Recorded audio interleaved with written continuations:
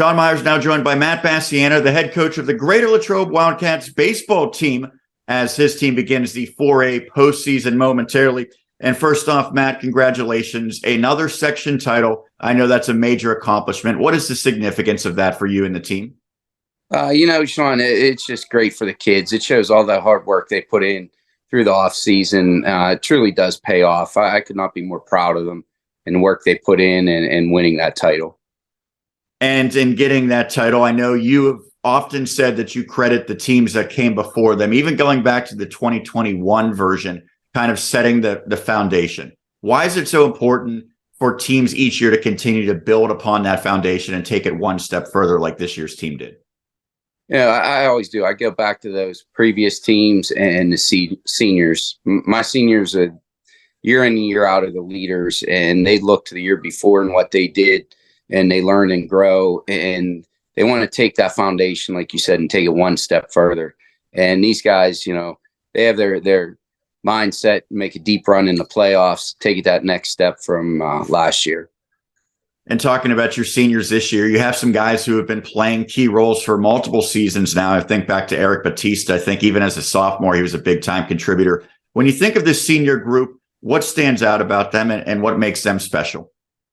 I think just the team concept. We preach that day in and day out. In this senior group, they're pretty tight, and the rest of the team sees that.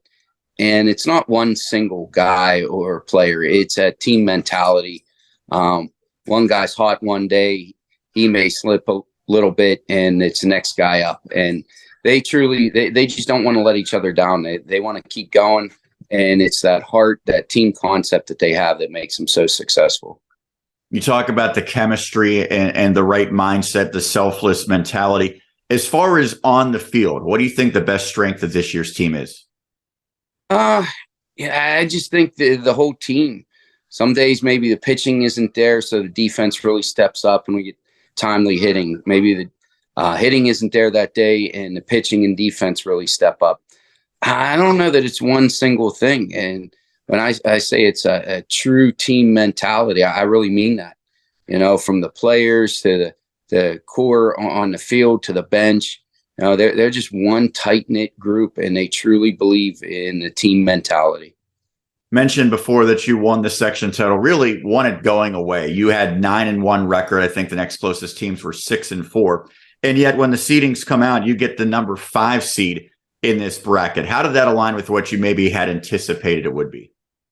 You can sit, and I think that's the fun part, guessing where you're going to be, looking at everything. 4A is pretty tough. Dropping down from 5's tough. 4 is just as tough as they are. And just like we tell the kids, we can only work on what we can control. We can't worry about things that are outside of our control, and that's the seeding.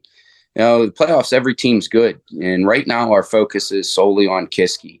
They're a good team, a good program. We're practicing and focusing on them.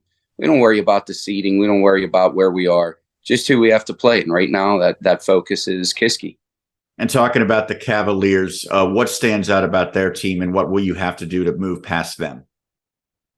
I don't know much except from last year. I got to go back and look at their returning kids and pull up some stuff maybe from Max Preps on them. But I know they have some speed. They have some good pitching and some big sticks, especially at the top of the lineup. So they seem to be a pretty well-rounded team, and we're going to have to be on top of our game and be ready for them on Wednesday.